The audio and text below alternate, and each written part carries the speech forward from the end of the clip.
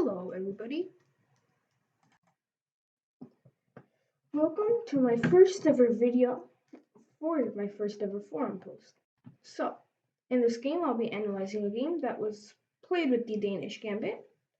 I have the white pieces versus a very strong player actually, named Chloe Heather Wang, and this opening was recommended to me by my national master Michael Jolson, and let's check out this game. So e4, now e5, d4. I'm going for the center game. E takes on d4. Now c3, the Danish gambit, which was recommended by national master Michael Jolson.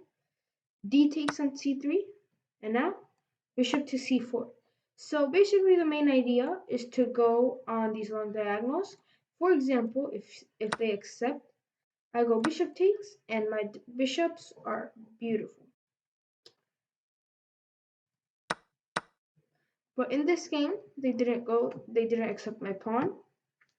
Instead, in this position, they played knight to c6. I simply played knight to f6. I'm not in a hurry, knight to f3. I'm not in a hurry of grabbing c3 because I would be more than happy to give up my b2 pawn, and I could just get my bishop well placed, so not in any hurry. Now they played the move queen to e7, so they are pressurizing my e4 pawn. So at this position, I realized I had to take to defend solidly. So knight takes c3. Now knight to f6, just pressuring this pawn since it's a weak pawn. And here it's not that big of a tactic, but it's a tactic. I castled. So now if you take, then I take, then you take, then I go here and I win your queen. So they probably knew all this. They played d6. So they are trying to get their bishop out.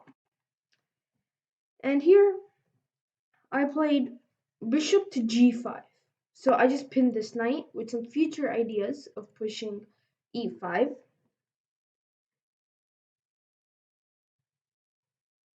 And here they played h6 to kick away my bishop. And here I played knight to d5, ultra aggressive. As mentioned in my forum post, I had to play aggressive. I'm very attracted towards aggressive and gambits. So here are the point being that if you take my bishop, then I win your queen. And if you retreat, queen d8, like they did in the game, I now have knight takes, pawn takes, and now I went bishop h4. This is the actual position of the game. And now this king is kind of naked, basically. Like, it does have some protection with f7 and the bishop here, but I mean, it can't go kingside, and it's kind of trapped in the center. So here, they continued with rook to g8. So what they wanted to do is that they were just trying to get some attack going on me and try to take advantage of the open g file. So I didn't really care about that because I thought it was going to fail. And here I played bishop g3. So first of all, closing off. Now here they played queen back to e7, which I think is to support f7 for queenside castling ideas, and also to support some bishop e6 ideas. Here I played queen to d2. So now I knew that bishop g5 would be a very annoying pin, and this knight can be like very actively placed if it's not pinned. And here they played bishop to g4 anyways.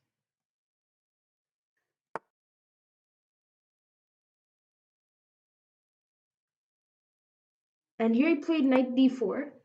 So my main idea is I realized that they're going to go queenside because they can't cancel kingside, and their king needs safety. And by removing this knight, I can get some potential doubling, like rook doubling, which would be really pressuring on the c7 pawn. So after the move knight to d4, they took, and I took back. Now, here they played bishop to e6, which I feel like was a mistake, and I played rook a c1. So now if they take, then I take back, and I have some doubling with a lot of pressure on c7. So they didn't take. Instead, they played bishop to g7, which I feel like was a mistake. I mean, they're trying to get an X-ray on me, but now I should be winning. And the engine here says that I'm plus 3.66.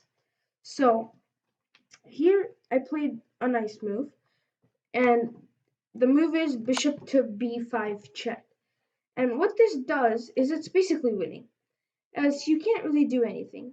If you go something like c6, then rook takes c6 is possible, because you can't take back, otherwise takes, and I win back the rook, and I'm just up on.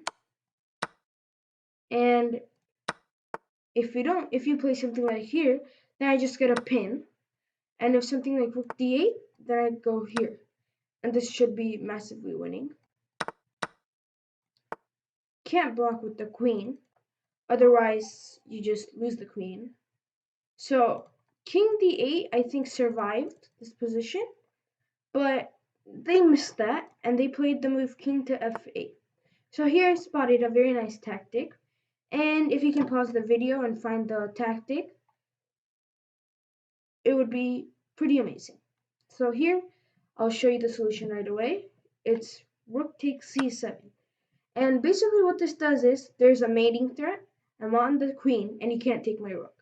If you, for example, go something like queen to d8, bishop takes, and now you're forced to take or go there. If you go here, if you go here, then I take you with mate. And if you take here, then I take here back with mate. So you can't basically move the queen. If you just play some slow move, then I win the queen. So that's not possible. And if you take my rook, I go bishop takes check. And well, you're kind of forced to play queen here. If you go takes, then I take back. So you just lose the queen in this variation. And there's a mate in 4, which I can let you spot on your own self. So here they spotted all of this, and that's why on move 18, my opponent Chloe Heather Wang resigned the game. Thank you. Please comment in the comments below.